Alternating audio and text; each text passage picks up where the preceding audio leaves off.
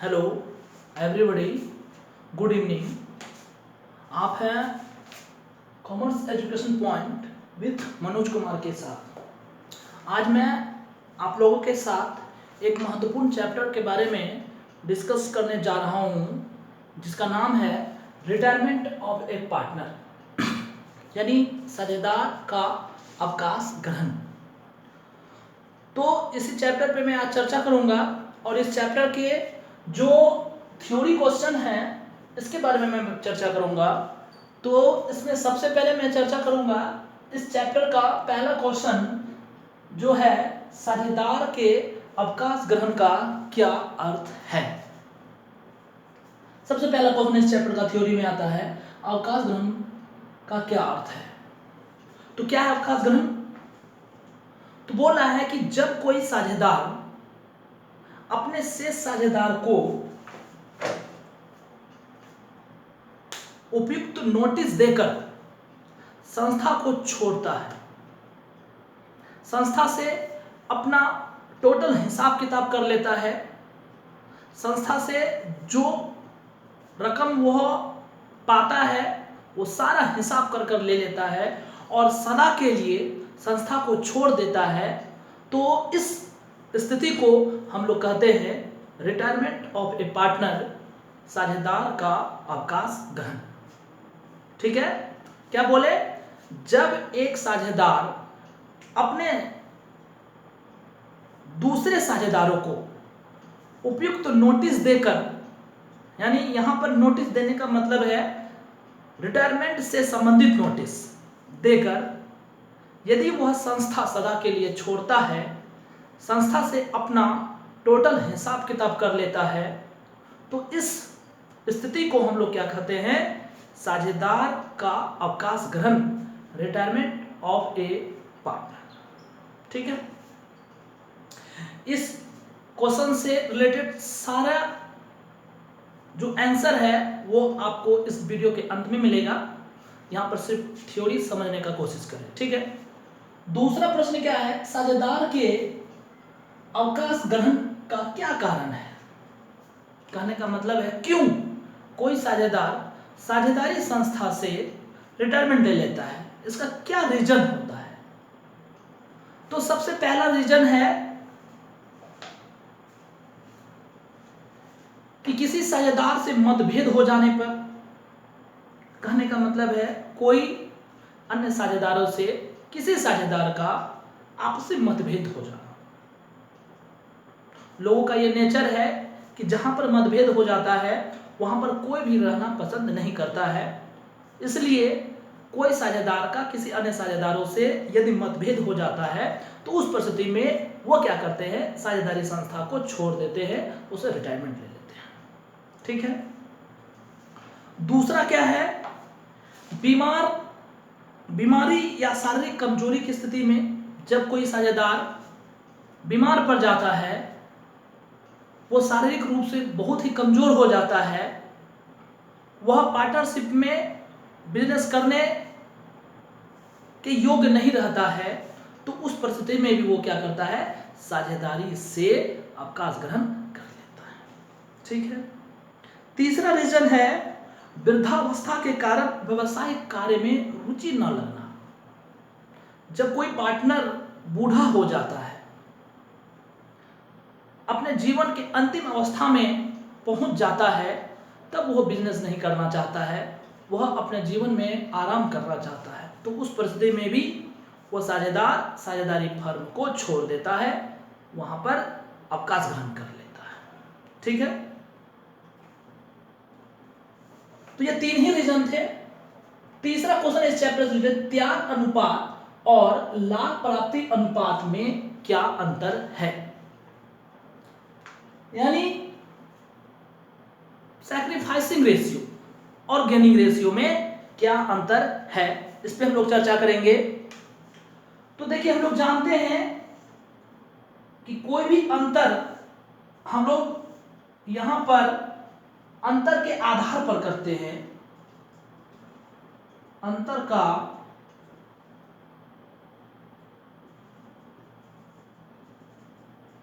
आधार, और इधर होता है सैक्रिफाइसिंग रेशियो और ये होता है गेनिंग रेशियो। ठीक है, तो अंतर का आधार में सबसे पहले अर्थ मिलेगा आपको।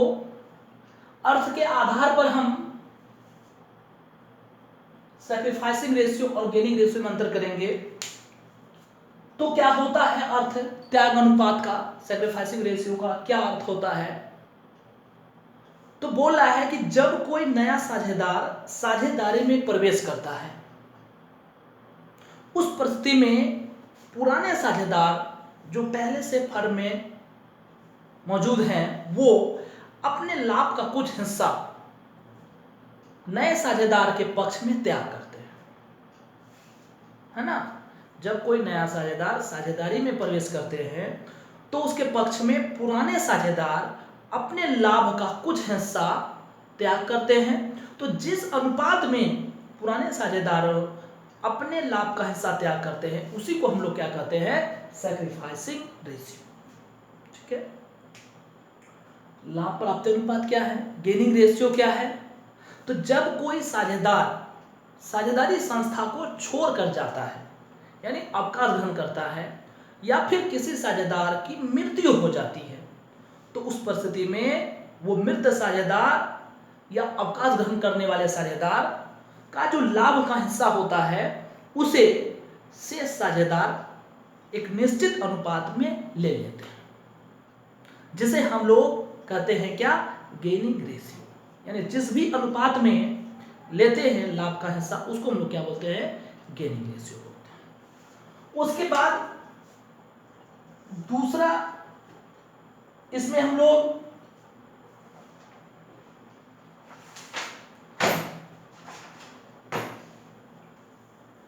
अंतर का आधार में दूसरा देखेंगे परिकलन का समय। परिकलन का समय यानी इसको कब कैलकुलेट किया जाता है, कब निकाला जाता है? तो त्याग अनुपात को किसी भी साझेदार के प्रवेश की स्थिति में निकाला जाता है। यानी जब कोई साझेदार पार्टनरशिप में एडमिशन लेता है, तो उस परिस्थिति में हम लोगों को त्याग अनुपात निकालना पड़ता है। और लाभ प्राप्ति अनुपात कब निकालना पड़ता है? तो जब कोई साझेदार अवकाश ग्रहण करता है या फिर किसी साझेदार की मृत्यु हो जाती है, तो उस परिस्थिति में हमें लाभ प्राप्ति अनुपात निकालना पड़ता है। ठीक है, तीसरा है सूत्र। अब हम लोग सूत्र के आधार पर दोनों में अंतर करेंगे। तो क्या होता है सूत्र? तो त्याग अनुपात यानी सैक्रिफाइसिंग रेशियो बराबर, हम बताए हैं आप लोगों को, सैक्रिफाइसिंग रेशियो बराबर ओल्ड माइनस न्यू होता है। सैक्रिफाइसिंग रेशियो बराबर old ratio minus new ratio. कहने का मतलब ओल्ड रेशियो में, पुराने अनुपात में यदि नए अनुपात को घटा दिया जाए तो हमें त्याग अनुपात की प्राप्ति होगी। उसके बाद है लाभ प्राप्त अनुपात का क्या सूत्र होता है? तो new ratio minus old ratio होता है। यानी नया लाभ विभाजन अनुपात में यदि पुराना अनुपात को घटा देते हैं तो हमें लाभ प्राप्ति अनुपात प्राप्त हो जाए। ठीक है, तो हमने देखा कि त्याग अनुपात और लाभ प्राप्ति अनुपात जो अंतर होता है वो तीन आधार पर हुआ: अर्थ के आधार पर, परिकलन का समय के आधार पर, और सूत्र फॉर्मूला के आधार पर। ठीक है, इस चैप्टर का तीसरा प्रश्न है, चौथा प्रश्न है, अवकाश ग्रहण की स्थिति में ख्याति का लेखा किस प्रकार किया जाएगा?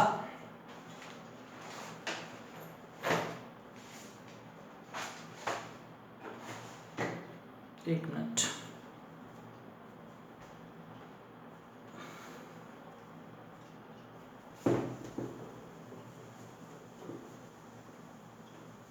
हाँ, तो अवकाश ग्रहण की स्थिति में ख्याति का लेखा किस विधि से किया जाएगा? तो देखिए, हम जानते हैं कि जब कोई साझेदार साझेदारी में प्रवेश करता है तो उसे दो चीज लाने को कहा जाता है। पहला है वो अपने हिस्से का पूंजी लाएगा और उसके साथ साथ ख्याति भी लाएगा। तो सोचिए कि यदि एक साझेदार एडमिशन लेता है तो वो ख्याति के लिए राशि लाता है। तो जब एक साझेदार यदि अवकाश ग्रहण कर रहा है तो उसे भी ख्याति की राशि मिलनी चाहिए, है ना। तो यहाँ पर दो तरह से हम लोग गुडविल का ट्रीटमेंट करेंगे, गुडविल का लेखा करेंगे। यदि ख्याति खाता पहले से खुला हो, एक नंबर में होगा यदि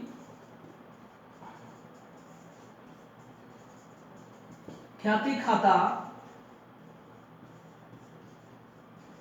पहले से खुला हो, यानी अगर एपियर होगा पार्टनरशिप फर्म के अकाउंट में, यदि गुडविल अकाउंट एपियर होगा तो उसको सबसे पहले पार्टनरों के बीच बांट दिया जाएगा, उसको रिटन ऑफ कर लिया जाएगा और उसका एंट्री होता है all partner to goodwill account. Entry क्या होता है? ऑल पार्टनर्स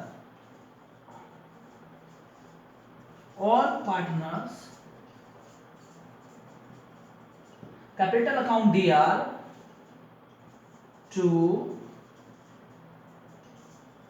गुडविल अकाउंट, और इसका नरेशन होता है बीइंग गुडविल रिटन ऑफ।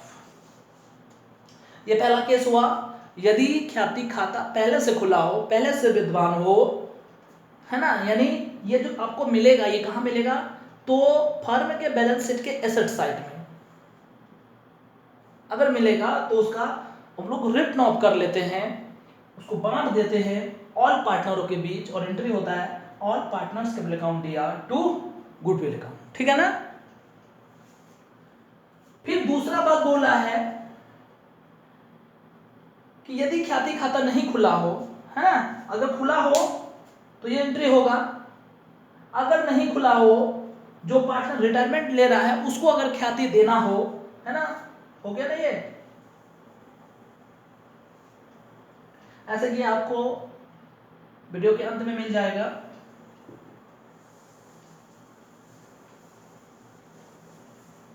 दूसरा बोल रहा है कि यदि ख्याति खाता खुला नहीं हो, जो पार्टनर रिटायरमेंट ले रहा है उसके ख्याति को एडजस्ट करने के लिए, उसके ख्याति को एडजस्ट करने के लिए अगर हम लोगों को एंट्री करना, यानी इसमें दूसरा बात होगा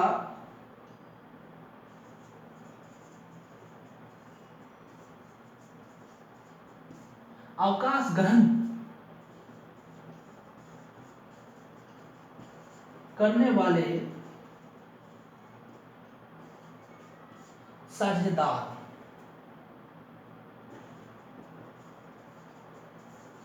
को ख्याति देने पर, जो साझेदार रिटायरमेंट ले रहा है उसको अगर ख्याति देंगे तो जो साझेदार रिटायरमेंट ले रहा है तो उसको तो ख्याति मिलेगा, तो मिलेगा तो उसके खाते में हम लोग गुडविल का जो अमाउंट होगा उसको क्रेडिट करेंगे।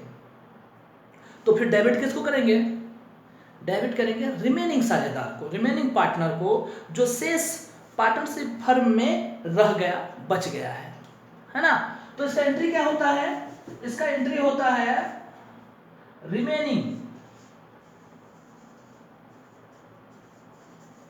रिमेनिंग का मतलब हो गया शेष या फिर कंटिन्यूइंग,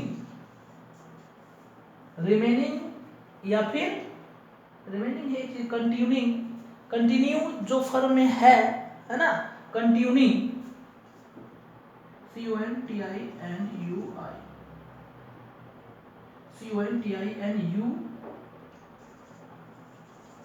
कंटिन्यू देख लीजिएगा इसका स्पेलिंग, कंटिन्यूइंग बड़ा भी तो हो जाएगा, ये भी तो प्रॉब्लम है।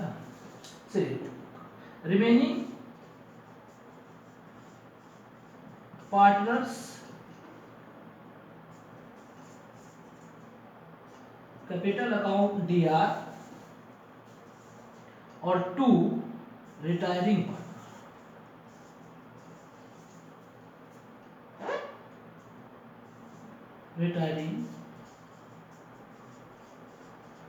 Partners capital account. ठीक है। हाँ, कभी कभी क्या होता है, जो रिमेनिंग है, जो कंटिन्यूइंग साझेदार है, जो पार्टनरशिप फर्म में ऑलरेडी है, वो रिटायरमेंट नहीं लिया है, उनमें से भी कोई साझेदार अपने लाभ का हिस्सा को त्याग कर देता है, सैक्रिफाइस कर देता है, तो उससे भी तो ख्याति की राशि मिलना चाहिए, तो वो भी यहाँ पर हो सकता है।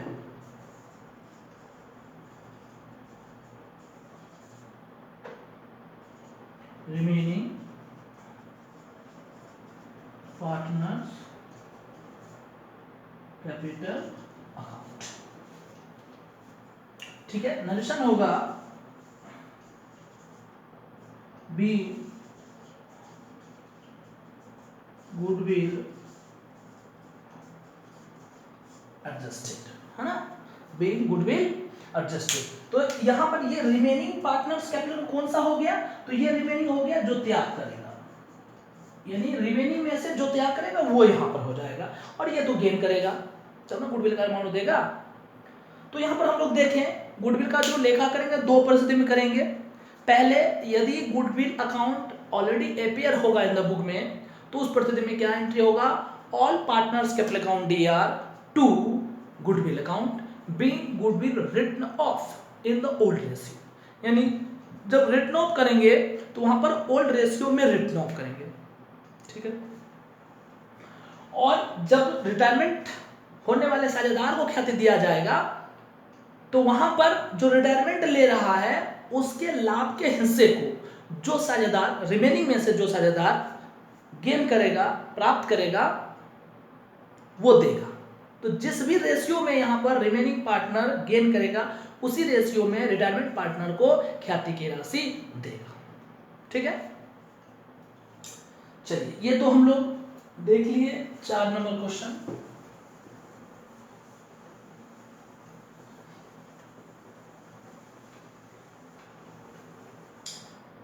चलिए उसके बाद हम लोग देखते हैं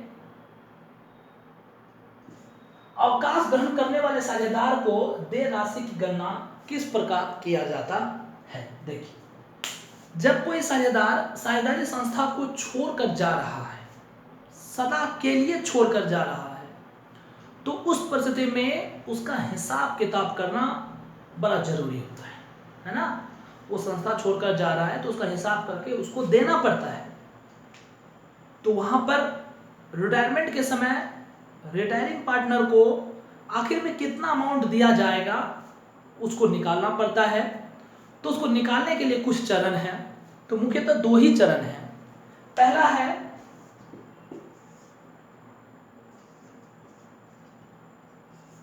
जोड़ी जाने वाली राशियां, जोड़ी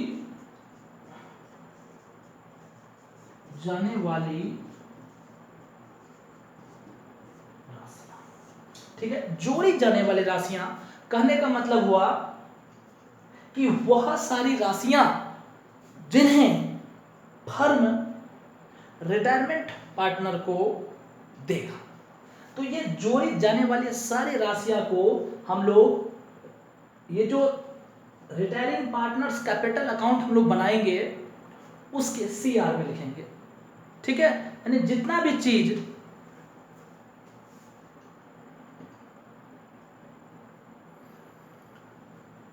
जितना भी ये मद है जिसे हम लोग partner retiring partners capital account के क्रेडिट साइड में लिखते हैं, वे सारे बातों को हम लोग यहां पर जोड़ेंगे। ठीक है, तो क्या क्या जोड़ेंगे, तो इसमें ए नंबर होगा पिछले आर्थिक चिट्ठे में दर्शाए गए ये रिटायरिंग पार्टनर का जो पूंजी होगा वो क्या, कैपिटल देंगे उसको। सबसे पहले फर्म में उसका जितना पूंजी होगा वो देंगे। दूसरा है गुडविल देंगे। क्या देंगे, गुडविल। तो हम बताएं अभी गुडविल उसको देगा कौन, कंटिन्यूइंग पार्टनर या फिर रिमेनिंग पार्टनर। तो यहां पे लिखे हैं कंटिन्यूइंग पार्टनर कैपिटल अकाउंट और यहां कोस्ट में लिखा गया है गुडविल। ठीक है, यानी उसको गुडविल का अमाउंट देगा। तो कौन देगा, कंटिन्यूइंग पार्टनर देगा। किस रेशियो में, गेनिंग रेशियो में। ठीक है, अब तक हमने उसे 2 चीज दे दिया, एक है उसका पूंजी दिया और दूसरा उसको ख्याति में उसका जो हिस्सा निकला वो दे दिया। फिर क्या देंगे, अगर बैलेंस शीट में कोई रिजर्व है या फिर जनरल रिजर्व है या फिर रिजर्व फंड है तो उसमें उसको हिस्सा देंगे पहले से। अगर बैलेंस शीट में, बैलेंस शीट के लायबिलिटी साइड में ये सब मिलेगा। बैलेंस शीट के लायबिलिटी साइड में अगर कोई रिजर्व हो, रिजर्व जनरल रिजर्व हो या फिर कोई रिजर्व फंड है तो उसको भी उसमें उसको हिस्सा मिलेगा। ठीक है, फिर क्या है, प्रॉफिट है। कहने का मतलब अगर बैलेंस शीट के लायबिलिटी साइड में कोई पीएल अकाउंट है, पहले का कोई अवितरित लाभ है जिसे अब तक बांटा नहीं गया है, तो उसमें तो उसका हिस्सा है, तो उसे भी दे दिया जाएगा, यानी प्रॉफिट दे दिया जाएगा। ठीक है। उसके बाद क्या है, profit and loss suspense account. Profit and loss suspense account, ये एक विशेष बात आप लोगों को इस चैप्टर में मिलेगा। ये क्या होता है, तो जितना दिन वो बिजनेस में रहा, जो पार्टनर रिटायरमेंट कर रहा है, जितना दिन रहा उतने दिन का लाभ जो उसे मिलेगा। मान के चलिए एक व्यवसाय है, 1 जनवरी 2019 को स्टार्ट हुआ था। अगर 1 जनवरी 2019 को स्टार्ट हुआ है तो वो इंड कब होगा, तो वो इंड होगा 31 दिसंबर 2019 होगा ना। यानी प्रत्येक व्यवसाय में 1 साल में खाता बनता है। अब मान के चलिए कि ये पार्टनर है, कोई पार्टनर जो है 31 मार्च 2019 को रिटायरमेंट ले लिया।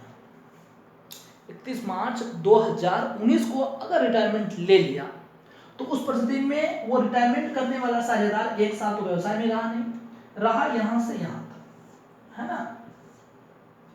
तो यहां से यहां तक जो वो रहा, तो इतने दिन का, कितना दिन हुआ यहां से यहां तक, 3 महीना हुआ। जनवरी फरवरी 31 मार्च तक 3 महीना का उसको कुछ तो लाभ में हिस्सा मिलेगा। इस 3 महीना में फर्म ने कुछ तो लाभ कमाया, तो उसमें उसको हिस्सा देंगे। तो उसके लिए हम लोग यूज करेंगे क्या, profit and loss suspense account. ठीक है ना। उसके बाद है रिवैल्यूएशन अकाउंट। कहने का मतलब हुआ कि यदि फर्म के संपत्तियों और दायित्वों का पुनर्मूल्यांकन किया गया, रिवैल्यूएशन किया गया, उसके लिए हम लोग रिवैल्यूएशन अकाउंट बनाते हैं। तो रिवैल्यूएशन अकाउंट में अगर कोई प्रॉफिट निकल गया तो उसमें भी तो रिटायरिंग पार्टनर का हिस्सा होगा, तो वो उसको दे देंगे। ठीक। फिर अंत में क्या है, by investment fluctuation fund. Investment fluctuation fund,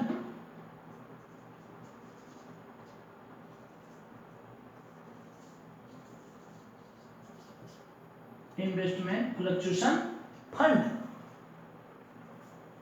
ये आपको कहां मिलेगा, तो ये बैलेंस शीट के लायबिलिटी साइड में, यानी कोई फंड है, विशेष फंड है, उसमें भी उसका हिस्सा मिलेगा, तो वो भी दे देंगे।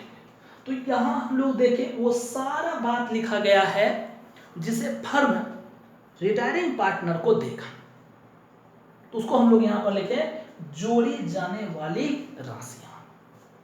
ठीक है।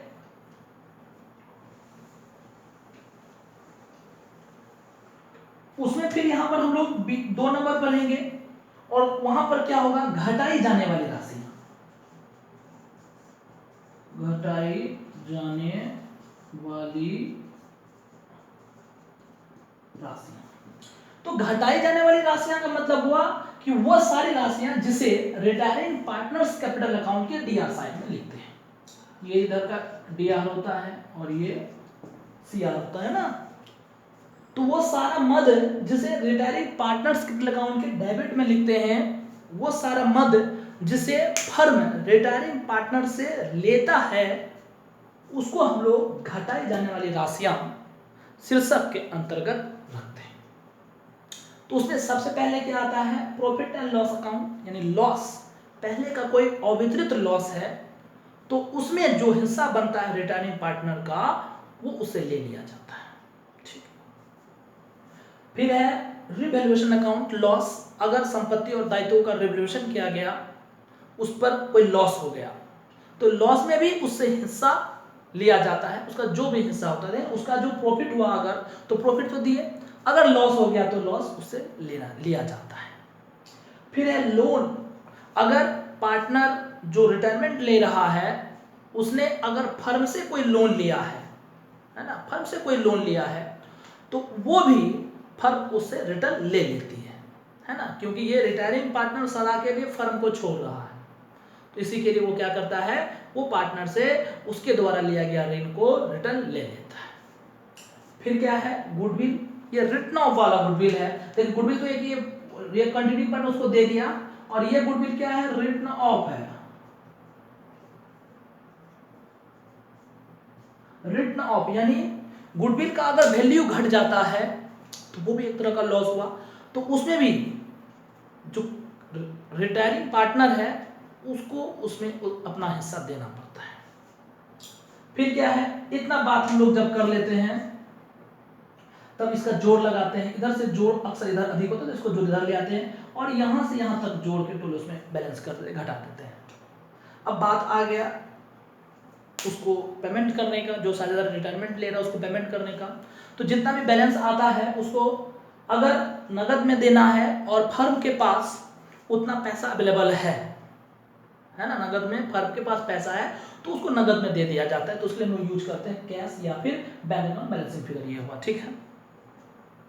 परंतु जब फर्म के पास उतना पैसा अवेलेबल नहीं है जितना पैसा रिटायरिंग पार्टनर को देना है, तो उस पर से फिर क्या करेगा, तो उस परिस्थिति में उसको दिए जाने वाले जो राशि होता है उसको फर्म उसके नाम से ऋण के रूप में अपने पास रख लेता है ना। जो साझेदार रिटायरमेंट ले रहा है उसका हिसाब मान के चलिए कि 5 लाख रुपया निकला, तो उसको नहीं देकर, कहे कि फर्म के पास पैसा अभी अवेलेबल नहीं है, तो उसे नहीं देकर फर्म ने क्या किया, उसको दे राशि जो 5 लाख रुपया था उसके ऋण के रूप में रख लिया और उससे एक वादा किया कि आपको इस ऋण पर एक निश्चित दर से प्रतिवर्ष ब्याज दिया जाएगा और जैसे जैसे फर्म को पैसा होगा वैसे वैसे आपका जो ये राशि है वो भुगतान कर दिया जाएगा, आपको वापस कर दिया जाएगा, ठीक है। तो हम लोग इस वीडियो में देखें retiring of A partner chapter से रिलेटेड थ्योरी को। इस वीडियो को देखने के लिए आप YouTube पर जाकर सर्च कर सकते हैं commerce education point with Manoj sir. वहां पर मेरे चैनल को ढूंढे, उसे सब्सक्राइब करें और बेल आइकन पर क्लिक करें ताकि मेरे द्वारा जितने भी वीडियो अपलोड होंगे वे सारे के लिए आपको नोटिफिकेशन मिलता रहे, ठीक है। जय हिंद, जय भारत। अगले वीडियो में मिलते हैं।